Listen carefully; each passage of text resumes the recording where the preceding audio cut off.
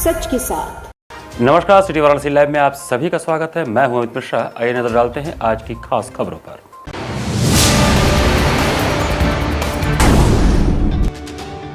पितृपक्ष के पहले दिन पिशाच मोचन के पौराणिक कुंड पर तर्पण करने वालों की उमड़ी भीड़।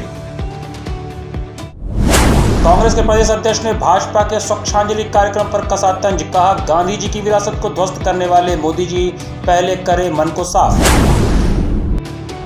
साइबर क्राइम थाने की पुलिस ने साइबर ठगी करने वाले आधा दर्जन धोखेबाजों को पकड़ा।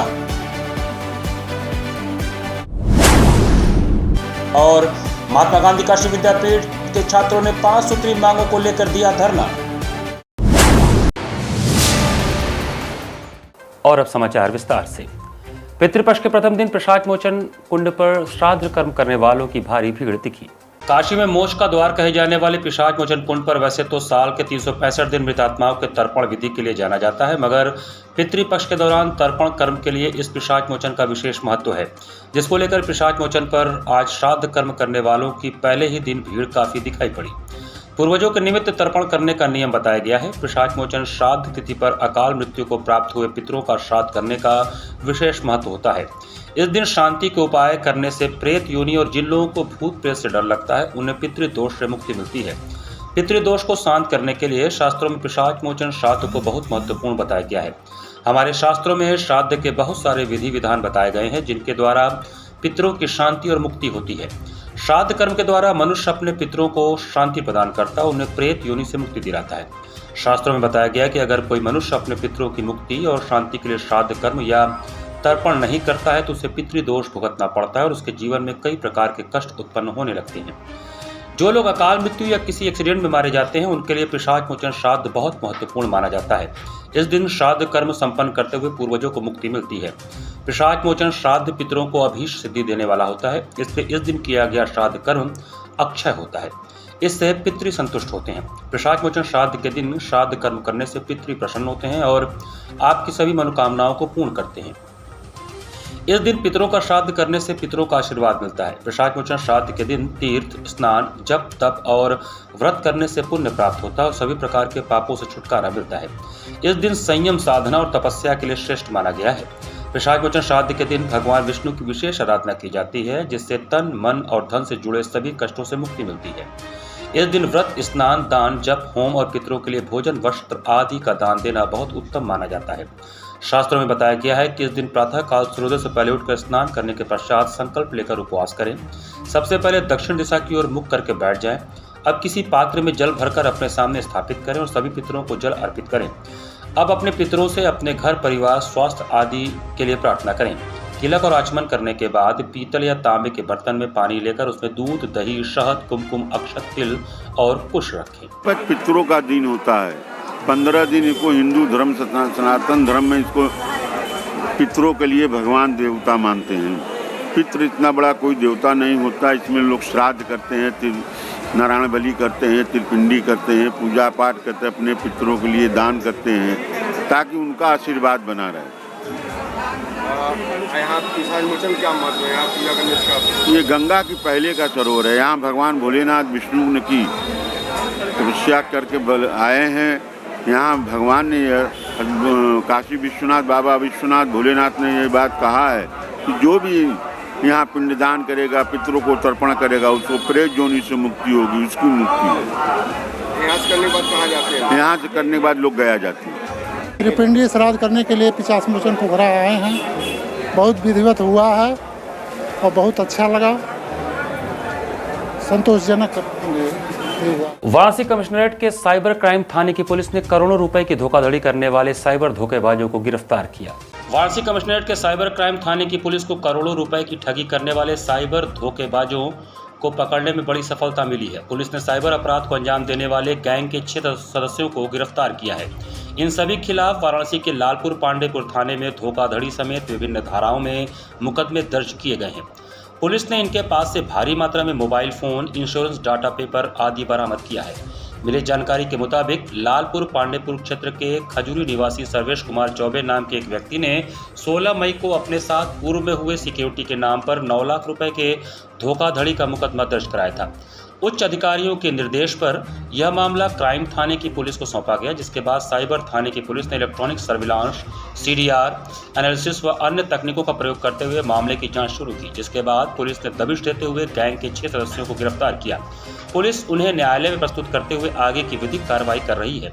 पकड़े गए अभियुक्तों में बलिया निवासी 30 वर्षीय ओम प्रकाश, गाजियाबाद के 30 वर्षीय जितेंद्र सिंह, गाजियाबाद की चितौड़ा का 32 वर्षीय निवासी सुमित कुमार सिंह, बागपत का रहने वाला 31 वर्षीय मोनू कुमार गिरी, अमरोहा का रहने वाला 32 वर्षीय अशोक कुमार, अमरोहा के मीरपुर का रहने वाला 30 वर्षीय अजीत सिंह है। पुलिस ने इनके पास से 4 आईफोन जिसकी कीमत लगभग 5 लाख रुपए, 5 multimedia Android mobile, 10 keypad mobile phone, विभिन्न कंपनियों के कई सिम कार्ड्स, 1 आधार कार्ड, 3 विभिन्न बैंकों के डेबिट कार्ड, 1 सोनी कंपनी का लैपटॉप व 10,500 रुपये नकद बरामद किए हैं। कॉल सेंटर बना करके जो है बीमा कंपनियों का डाटा अवैध रूप से प्राप्त करके उसके माध्यम से लोगों को फ़ोन करके जो है बीमा पॉलिसी का लाभ दिखाकर प्रीमियम पूरा होने का लालच दे करके जो है ये ठगी करने वाला गिरोह है।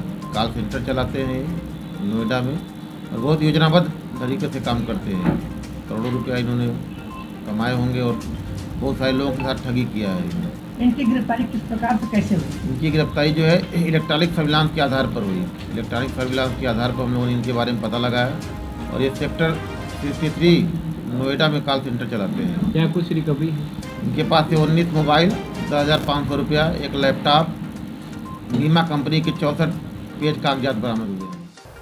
परालकर भवन में पत्रकार वार्ता करते हुए कांग्रेस के प्रदेश अध्यक्ष अजय राय ने भाजपा सरकार पर काशी के धरोहरों और प्राचीनता को नष्ट करने का आरोप लगाया। शनिवार को परालकर भवन में पत्रकार वार्ता करते हुए कांग्रेस प्रदेश अध्यक्ष अजय राय ने कहा कि काशी दुनिया की प्राचीनतम सांस्कृतिक नगरी है। यहाँ सभी धर्मों, संप्रदायों एवं विभिन्न भाषा भाषी वाले लोग रहते हैं। यहाँ मां गंगा किनारे प्राचीन मंदिर, घाट, विभिन्न वैश्विक धरोहर और इमारतों की प्राचीनतम शैली देशी विदेशी पर्यटकों को आकर्षित करती है। लेकिन भाजपा सरकार की बनारस को आधुनिक बनाने की सनक ने बनारस के धरोहरों और प्राचीनता को नष्ट किया है। वर्तमान सत्ता ने अभी हाल में ही बनारस में G20 के नाम पर सड़क किनारे के तमाम मकानों और मोहल्लों को ध्वस्त कर दिया था, जिसमें सर्व सेवा संघ राजघाट इसका ज्वलंत उदाहरण है। महात्मा गांधी ने आज़ादी के आंदोलन में पूरे देश और दुनिया को सत्याग्रह और अहिंसा के माध्यम से संगठित किया, जिसके लिए पूरी दुनिया 2 अक्टूबर को विश्व अहिंसा दिवस के रूप में गांधी जयंती मनाती है। आज दुनिया के लगभग 200 देशों में गांधी जी की मूर्ति है और लोग उनके विचारों को मानते हैं, लेकिन भारत के प्रधानमंत्री अपने ही संसदीय क्षेत्र वाराणसी में महात्मा गांधी जी के विरासत सर्व सेवा संघ को ध्वस्त कर दिए, जिसे बचाने के लिए कांग्रेस के शीर्ष नेतृत्व लेकर उत्तर प्रदेश कांग्रेस के लोगों ने इसे बचाने का हर संभव प्रयास किया। एक तरफ मोदी जी महात्मा गांधी की जयंती के एक दिन पूर्व 1 अक्टूबर को विभिन्न माध्यमों से देश के नागरिकों को स्वच्छता के लिए श्रमदान का आह्वान कर रहे हैं। इससे पहले मोदी जी अपने मन को साफ करते, जिनके द्वारा गांधी विरासत सर्व सेवा संघ राजघाट को साफ अर्थात ध्वस्त कर दिया गया। वहीं देश के महापुरुषों आचार्य विनोबा, डॉक्टर राजेंद्र प्रसाद, JP, जगजीवन राम, लाल बहादुर शास्त्री, संपूर्णानंद जी को कूट रचना कर इस संस्था का निर्माण करने वाला कहा गया। देश को बताए, क्या ये स्वतंत्रता संग्राम सेनानी महापुरुष जालसाज थे? दूसरी तरफ G20 के दौरान विदेशी मेहमानों के साथ गांधी जी की समाधि पर दर्शन करते हैं और वहीं विदेश जाते हैं तो गांधी जी की मूर्तियों पर नमन करते हैं और अपने देश में गांधी विरासत को ध्वस्त कर दिए। क्या यह प्रधानमंत्री का दोहरा चरित्र नहीं है? कांग्रेस पार्टी 2 अक्टूबर को पूरे प्रदेश में गांधी जयंती मनाएगी और भाजपा सरकार से पूछेगी कि किस मुंह से गांधी जयंती मना रहे हैं, जिनके द्वारा तोड़े गए गांधी विरासत सर्व सेवा संघ का सच आम जनता के बीच में बताएगी। जो सत्ता में बैठे हुए लोग, उन्होंने गांधी जी की हत्या नहीं की, बल्कि सतत अब उनके विचारों की भी हत्या कर रहे हैं। उनके आश्रमों को, साबरमती आश्रम, सर्व सेवा संघ वाराणसी और सेवाग्राम आश्रम को भी नष्ट कर रहे हैं। ये गांधी जी के प्रति क्या भाव दर्शा रहा है? ये स्वच्छांजलि है या सफाई अभियान है या गांधी जी के प्रति श्रद्धांजलि है? ये जरूर ये केंद्र की सरकार, प्रदेश की सरकार जरूर गांधी के जो विचार के लोग हैं, जो इस देश में गांधी को मानने वाले लोग हैं, जो गांधी की विचारधारा पे चलने वाले लोग हैं, ये देश गांधी की विचारधारा पे चलने वाला है, इस देश को बताने का काम करें। ये हम सब लोग, ये कांग्रेस ये जानना चाहती है और हमारे जो हमारे राम धीरज जी हैं, संजीव जी हैं, राघवेंद्र जी, सारे लोग, राहुल जी, सारे लोग जानना चाहते हैं कि आप बताओ ये क्या G20 के नाम पर जो गरीबों को उजाड़ा है, जो गरीबों के को घरों को ठगा जा रहा था, नाले को ठगा छिपाया जा रहा था, मीडिया से, प्रेस से, आम जनता से, जो दुनिया के डेलीगेट्स आए थे उनसे छिपाया गया। वो सारी चीज़ें हम जनता को बताएंगे 2 तारीख को, और 2 तारीख को हम निश्चित तौर से जो सर्व सेवा संघ के अपनी ज़मीन को जिस तरीके से इन्होंने तोड़ा है, जिस तरह ध्वस्त किया है, वो आम जनता के बीच पर हम लेकर जाएंगे और एक एक पूरे देश के लोगों को हम इसकी बात बताएंगे। महात्मा गांधी काशी विद्यापीठ के छात्रों द्वारा मूलभूत समस्याओं के संबंध में दिए गए 5 सूत्रीय मांगों को लेकर अभी तक विश्वविद्यालय प्रशासन द्वारा कोई कार्रवाई नहीं किए जाने से छात्र धरने पर बैठे। विश्वविद्यालय के मूलभूत समस्याओं के संदर्भ में विश्वविद्यालय के छात्र संघ द्वारा छात्रों से संबंधित 5 सूत्रीय मांगों को लेकर पिछले कई महीनों से ज्ञापन दिया गया, लेकिन इसके बाद भी सुनवाई नहीं हुई। जब तक छात्र छात्राओं की 5 सूत्रीय मांगें पूरी नहीं होती हैं, तब तक छात्र आंदोलन चलता रहेगा। छात्रों की मांगें हैं कि विश्वविद्यालय के सत्र 2023-24 का काउंसलिंग जल्द से जल्द पूर्ण कराया जाए। विश्वविद्यालय के सेमेस्टर स्नातक और स्नातकोत्तर का परीक्षा परिणाम तत्काल घोषित किया जाए। विश्वविद्यालय के स्नातक सेमेस्टर जो कि सूचना 1 दिन पहले प्राप्त होती है, जिसके कारण सैकड़ों छात्र छात्राओं की मिड टर्म प्रैक्टिकल की परीक्षा छूट गई है, उसे तत्काल कराया जाए और किसी परीक्षा की जानकारी 1 हफ्ते पहले दी जाए। सालों से बंद पड़ी पत्रकारिता का लैब सुधार कर सुचारू रूप से खोला जाए, जिससे छात्र छात्राओं द्वारा लैब का प्रयोग किया जा सके। विश्वविद्यालय व गंगापुर परिसर में नए व पुराने SC/ST छात्र समुदाय की फीस 205 रुपये तत्काल की जाए। छात्रों के इस धरना में छात्र संघ महामंत्री अभिषेक सोनकर, साहिल यादव, ऋतिक सिंह, करण प्रजापति, शिवम यादव, आयुष, हर्ष, धनंजय, विनीत, नितेश, राजन, आलोक, शेष, आकाश, रोहित, हेमंत, अर्जुन, सैफ, आशु, दीपक और समस्त छात्र मौजूद थे। लिस्ट निकालिए आप, 1 हफ्ते जब पहले लिस्ट आएगा पेपर परीक्षा का, तो लड़के कहीं भी रहेंगे पेपर दे पाएंगे। और चौथी जो मेरी मांग है पत्रकारिता का लेकर है, पत्रकारिता का लैब आज सालों से बंद पड़ी है। जो मेरे पत्रकार भाई यहाँ से भाई आगे पत्रकारिता क्षेत्र में जाते हैं कुछ सीख नहीं पाते हैं। और 5वीं मेरी मांग है अब गंगा परिसर और विश्वविद्यालय परिसर में जो 5 रुपये SC/ST का जो फीस है उसको वापस लागू किया जाए। इंटरनेशनल हिंदू स्कूल में 3 महीने से आए हुए USA के छात्र लुकेश वशिष्ठ मिश्र ने पत्रकारों से अपने अनुभव साझा करते हुए कहा कि भारतीय छात्रों में सीखने की अद्भुत ललक और अपार ऊर्जा है। नगवा लंका स्थित इंटरनेशनल हिंदू स्कूल में बर्लिंगटन हाई स्कूल, बर्लिंगटन मास, USA के छात्र लुकेश वशिष्ठ मिश्र पिछले 3 महीने से American spoken English, computer assembling, computer art एवं कैरियर काउंसलिंग की कक्षाएं संचालित कर रहे थे। इस दौरान वे भी हिंदी बोलना और प्रारंभिक योगाभ्यास तथा प्राणायाम के तरीकों को सीखे। विद्यालय द्वारा आयोजित विदाई समारोह में पत्रकारों से अपना अनुभव साझा करते हुए लुकेश वशिष्ठ मिश्र ने बताया कि भारतीय छात्रों में सीखने की अद्भुत ललक और अपार ऊर्जा है, बस उनको सही दिशा निर्देशन की आवश्यकता है। उन्होंने कहा कि मैंने भी यहाँ के छात्रों और शिक्षकों से बहुत कुछ सीखा। भारत और भारत में वाराणसी की बात ही अनोखी है। And I was fortunate enough to get an opportunity of a lifetime, teaching English, learning Hindi, learning yoga, and being able to construct this computer with all these students. I don't know what else to say. I'm just very happy to be here. I'm so blessed to have my wonderful family who gave me this opportunity, like I said, and I just hope that this experience can help me get into wonderful jobs, careers, and into the college of my dreams. विद्यालय के निदेशक doctor Suman Kumar Mishra ने भी America से video conferencing के माध्यम से पत्रकारों से बातचीत किया, जिसमें उन्होंने बताया कि हमारा उद्देश्य वाराणसी के छात्रों को अमेरिकी छात्रों से और अमेरिकी छात्रों को वाराणसी के छात्रों से जोड़ उन्हें अंतर्राष्ट्रीय नागरिक बनाना है। इस अवसर पर विद्यालय की प्रबंधक संध्या मिश्रा, प्रधानाचार्य P. मधु, शैक्षणिक सलाहकार जयंती सामंत, उप प्रधानाचार्य कृष्ण अवतार आदि उपस्थित रहे। We had learned about how to assemble internal hardware parts of PC. We had learned like where to put GPU, RAM, SSD card, Wi-Fi, and we had learned a lot about. We had learned a lot of new things. We got to learn about something American accents, and like we have learned about American English too. We had to we are blessed to learn all these things from Lukesh sir, and I am very grateful to learn all this. और हमने इस project में computer internal hardware parts को कैसे assemble किया जाए यह सीखा। हमने ये सीखा कि कैसे CPU, SSD कार्ड, GPU और CPU में हीट सिंक जो होता है उसको कैसे असेंबल किया जाए ये सीखा।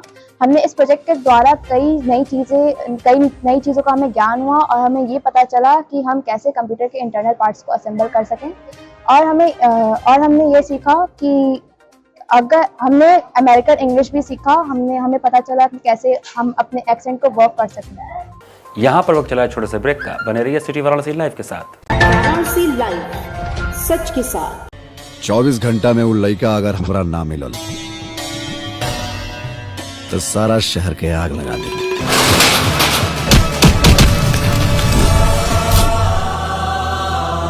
मन के भंवरा JMS प्रस्तुत शांति प्रोडक्शंस कृत प्रोड्यूसर सुभाष यादव। अगर कोनो भी सूरत में जनता के वोट देवे से रोकल गई तो हम बोलब ना, सीधा ठोकब।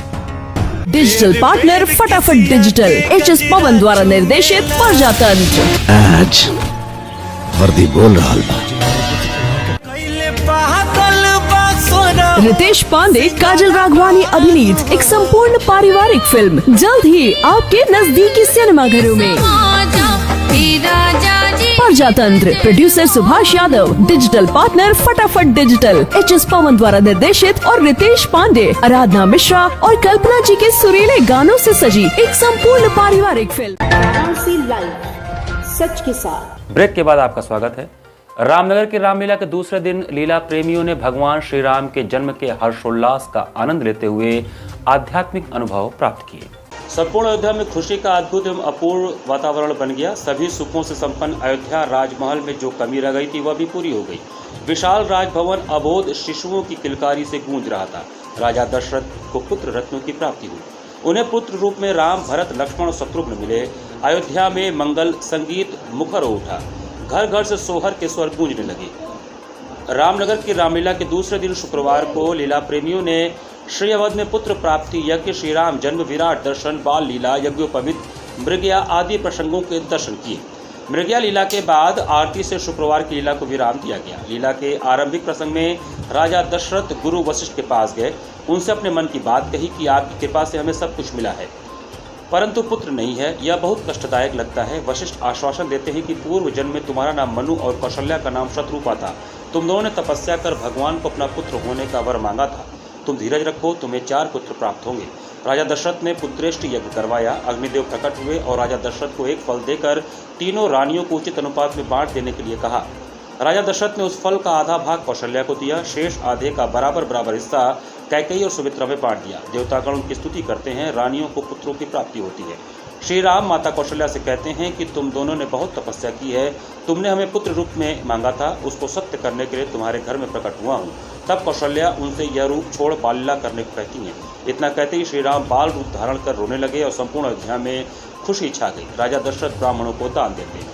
भगवान शंकर की क्रोधाग्नि से प्रकट हुए न्यायाधीश कहे जाने वाले बाबा श्री कपाल भैरव जी का विवाह उत्सव धूमधाम से मनाया गया। भगवान शंकर की काशी शुक्रवार की रात भैरवमयी हो गई। शंकर की क्रोधाग्नि से प्रकट बाबा श्री कपाल के विवाह का उत्सव धूमधाम से मनाया गया। काशी के न्यायाधीश कहे जाने वाले लाट भैरव स्वर्णमयी रथ पर सवार होकर माता भैरवी से ब्याह रचाने पहुंचे तो उनकी आभा देख काशीवासी निहाल हो उठे। लाट भैरव प्रबंधक समिति के तत्वावधान में विश्वेश्वरगंज स्थित इन्ना माई की गली में बाबा के रजत मुखौटे का विधिवत श्रृंगार हुआ। सिर पर मोर सजाया गया। पंडित रविंद्र त्रिपाठी ने षोडशोपचार पूजन कराया। शहनाई की कर्णप्रिय धुन, ढोल नगाड़ों की थाप, कलाकारों के भजनों की प्रस्तुतियों से सजी बारात पूरी शानो शौकत के साथ रवाना हुई। रथ पर सवार बाबा के विशालकाय मुखौटे की आभा देखते ही बन रही थी। बारात हरतीरथ चौराहा विश्वेश्वरगंज त्रिमोहानी से होते हुए भैरवनाथ मंदिर पहुंची। काल भैरव मंदिर प्रबंधन की ओर से बाबा श्री को वस्त्र, काला गंडा, फूल मालाएं अर्पित कर आरती उतारी गई। बारात के दौरान काशी विश्वनाथ व श्रीलाट भैरव दल सहित कई डमरू दलों ने निनाद कर बारातियों का स्वागत किया। विश्वेश्वरगंज से कजाकपुरा तक बारात मार्ग में सभी मंदिरों में विशेष सजावट की गई थी। जगह जगह आरती उतारी गई। बारात के दौरान सांस्कृतिक आयोजन हुए।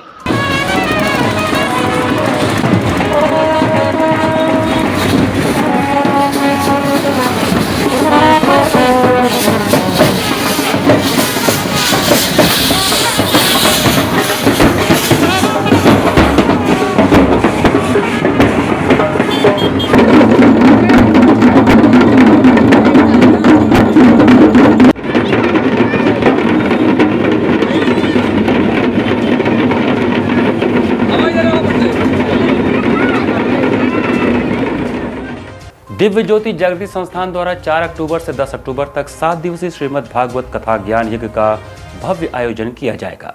दिव्य ज्योति जागृति संस्थान के तत्वावधान में 4 अक्टूबर से 10 अक्टूबर तक रामनाथ चौधरी शोध संस्थान सुंदरपुर रोड नरिया वाराणसी में सायंकाल 4 बजे से रात्रि 8 बजे तक 7 दिवसीय श्रीमद् भागवत कथा ज्ञान यज्ञ का भव्य आयोजन किया जाएगा। इस संदर्भ में आयोजित प्रेस वार्ता में पूर्वांचल संयोजक स्वामी अर्जुनानंद ने कहा कि श्री आशुतोष महाराज की साध्वी शिष्या विदुषी वैष्णवी भारती भगवत पिपासुओं को धर्म, आध्यात्म, विज्ञान, भक्ति रस, मधुर संगीत में कथामृत का पान करवाएंगी। प्रत्येक दिन कथा व्यास जी विभिन्न आध्यात्मिक प्रसंग प्रस्तुत करेंगी। इस कार्यक्रम हेतु सुंदर पंडाल का निर्माण करवाया गया है। उत्तर प्रदेश के विभिन्न जनपदों से हजारों भक्तों की संख्या उपस्थित होगी। दिनांक 4 अक्टूबर को कथा स्थल से प्रातः 10 बजे एक विशाल कलश यात्रा भी निकाली जाएगी। इसी श्रृंखला में 1 अक्टूबर को सुबह 8 बजे भूमि पूजन समारोह का कार्य सुनिश्चित किया गया है। 7 दिवसीय श्रीमद्भागवत कथा का भव्य आयोजन होने जा रहा है। सर्वश्री आशुतोष महाराज जी की साध्वी शिष्या विश्व विख्यात भागवत भास्कर भागवताचार्य साध्वी सुश्री वैष्णवी भारती जी प्रथम बार काशी पधारेंगे और व्यासपीठ पर सुशोभित होकर के अध्यात्म, धर्म इत्यादि के विषय में पूरी चर्चा करेंगे। और कथाव्यासी प्रत्येक दिन कोई न कोई प्रसंग के माध्यम द्वारा सामाजिक गतिविधियों पर भी नज़र डालेंगे, चाहे वो भ्रूण हत्या की समस्या हो, चाहे दहेज प्रथा की समस्या हो, चाहे नशा मुक्ति की समस्या हो, चाहे युवाओं में कुसंस्कार का अत्यंत भाव इस प्रकार से जागृत हो रहा है, कुभाव जागृत हो रहा है, ये हो, इसी प्रकार के विभिन्न प्रकार के मुद्दे वो मंच के द्वारा जागृत करेंगे और मुद्दे उठाएंगे। काशी में हो रहे विकास कार्यों से जहां लोगों में हर्ष है, वहीं दूसरी ओर कुछ ऐसी भी जगहें हैं जहां के लोग इस विकास के चलते समस्याओं के दंश को झेलने को मजबूर हैं। काशी में इन दिनों विकास की बयार बह रही है। विकास के इस कार्य से जहां एक और लोग प्रसन्नता जाहिर कर रहे हैं, तो कुछ ऐसे भी लोग हैं जो इसका दंश झेलने पर मजबूर हैं। इसका ताज़ा उदाहरण है रामापुरा खारी कुआं का क्षेत्र। यहाँ पिछले 9 सालों में बिना मानक के रामापुरा गोदौलिया जाने वाले मार्ग का कई चरणों में निर्माण हुआ। जहाँ मार्ग तो चमाचम हो गया है, लेकिन सड़क के किनारे पर स्थित कई मकानों का लेवल डाउन हो गया, जिसके चलते लोगों को तरह तरह की समस्याओं से दो चार होना पड़ता है। इन्हीं में से एक है कन्हैया यादव। इनके घर के बाहर बहने वाली नाली पूरी तरह से ध्वस्त हो गई है, जिसका नतीजा है कि हल्की बारिश होते ही घरों में गंदा पानी चला जाता है। क्योंकि इस मार्ग पर हमेशा यात्रियों की भरमार रहती है, ऐसे में रास्ते का था न मिलने कारण लोग इस ध्वस्त नाली में गिरते पड़ते भी रहते हैं। कन्हैया यादव कहना है कि हम लोगों ने कई बार इस समस्या से नगर निगम व क्षेत्रीय पार्षद को अवगत कराया, लेकिन समस्या से मुक्ति नहीं मिली। क्षेत्रीय पार्षद रामगोपाल वर्मा ने सीवर सफाई करने वाली मशीन को भी यहां लगवाया, लेकिन समस्या जस की तस बनी रही। नगर निगम के लोगों ने अंत में ये कहकर पल्ला झाड़ लिया कि इस नाली से जुड़े पाइपलाइन का लेवल डाउन हो गया है, जिसके कारण यहाँ पानी पूरी तरीके से नहीं निकल पाता। इसको लेकर क्षेत्र के लोगों का कहना है कि इन दिनों रहस्यमयी वायरल फीवर का आतंक मचा हुआ है। ऐसे में नाली में इकट्ठा गंदे पानी में बीमारी फैलाने वाले मच्छर पनप रहे हैं। इससे क्षेत्र के लोग भयभीत रहते हैं। सीवर जो है पाइपलाइन जो है ध्वस्त हो गई है। इसके लिए नगर निगम को कहा गया है, ये क्या कहते हैं, पोर्टल पर इसका शिकायत किए हैं, नगर आयुक्त को किया गया है, मगर अभी तक कोई कार्रवाई नहीं हुआ। बोले कि 1 हफ्ता में हो जाएगा, 2 महीना हो गया। क्या कहना चाहेंगे आप? अरे कहना तो यही चाहेंगे कि इसको जल्द से जल्द हो जाए, नहीं तो ये किसी को मौत का दावत दे रही है। भाई बीमारी तो है ही है, कोई लड़के बच्चे किसी का गाड़ी उलट गया, गिर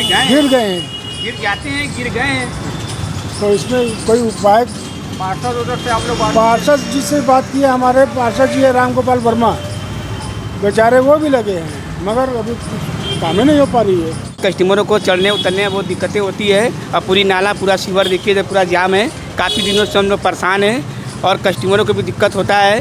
जो मेरे बगल में दुकानदार है, उनके बच्चे आते जाते रहे, उनको डेंगू हो गया है, हॉस्पिटल में भर्ती भी रहे उन्होंने, अभी तक उनका इलाज चल रहा है।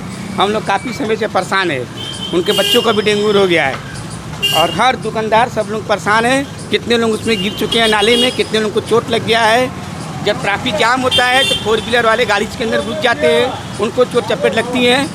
हम लोग कितनी परेशानियाँ हैं, इसको थोड़ा मेरा निवेदन है कि उसको सही किया जाए। तो प्रशासन, नगर निगम और सभासदों से आप लोग बात की? सब कुछ हम लोग कर चुके हैं, सारा फॉर्मेलिटी पूरा कर चुके हैं हम लोग। सरकारी जो भी कानून होता है हम लोग पूरा कंप्लीट कर चुके हैं, उसके बाद भी हम लोग दिक्कतें झेल रहे हैं। पार्षद से भी एप्लीकेशन किया गया है, उसके ऊपर भी हम लोग कार्रवाई किए गए हैं और सारा हमारे पास डॉक्यूमेंट पेपर भी है कार्रवाई का, लेकिन कोई सुनवाई नहीं हो रही है। इसी के साथ सिटी वाराणसी लाइव का ये संस्करण में समाप्त करते हैं। मुझे दीजिए आज्ञा, नमस्कार।